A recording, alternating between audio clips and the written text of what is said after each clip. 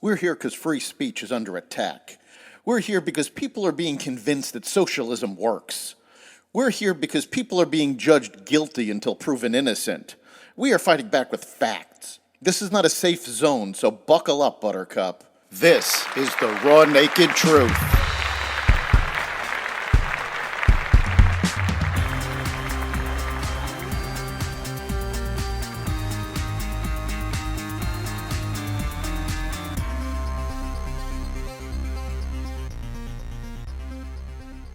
Preparations for an Iranian attack, the EU trying to silence Americans, and more. Welcome to the Raw Naked Truth. I'm your host, Eric Lopkin, and here's the news you need to know.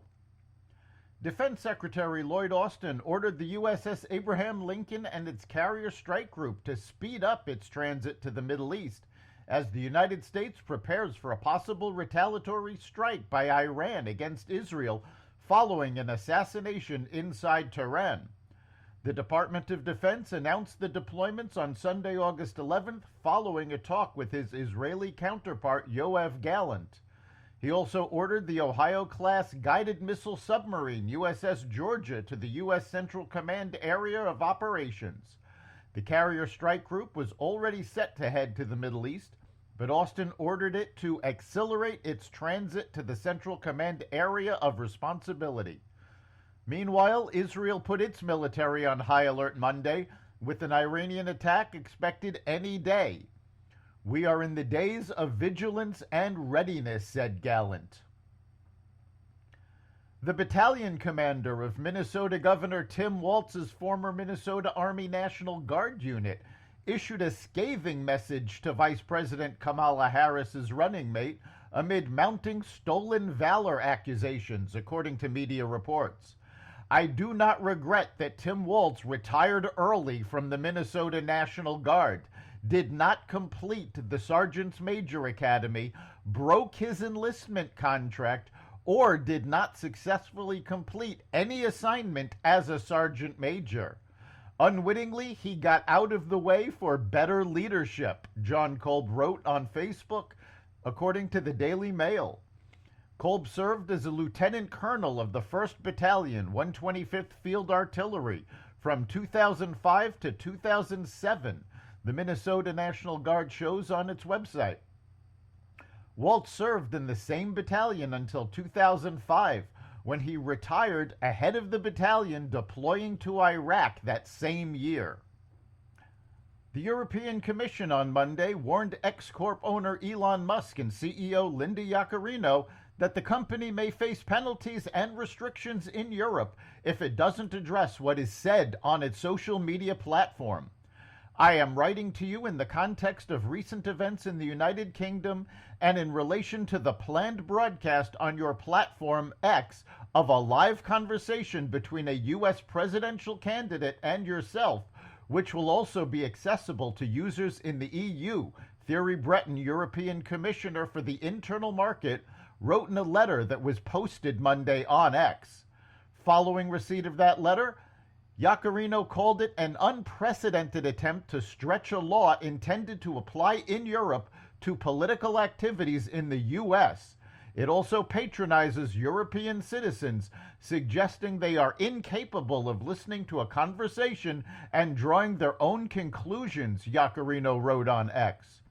Because the letter specified the conversation with Donald Trump, this could also be considered an attempt at election interference under U.S. law.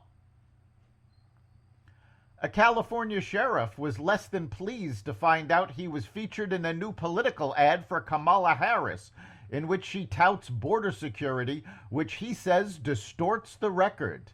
In light of a recent political ad put out by Kamala Harris featuring Sheriff Boudreaux, as well as other local law enforcement, the sheriff wants to make it abundantly clear that his image is being used without his permission, and he does not endorse Harris for president or any other political office, Tulare County Sheriff Mike Boudreaux said in a statement. Boudreaux, who has spent 37 years in the Tulare County Sheriff's Office and is currently president of the California State Sheriff's Association, described a visit Harris made to the Central Valley in 2013 when she was serving as the California Attorney General. No law enforcement agency has come forward to endorse Harris. A New York City man is facing a hate crime charge Monday after allegedly yelling "Free Palestine" before stabbing an individual outside of a synagogue over the weekend in Brooklyn, police say.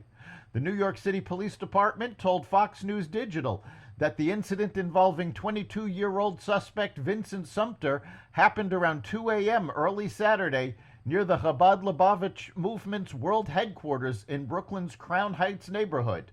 Police say a 33-year-old victim was slashed in the torso following a verbal dispute in which the younger suspect said the phrase "Free Palestine."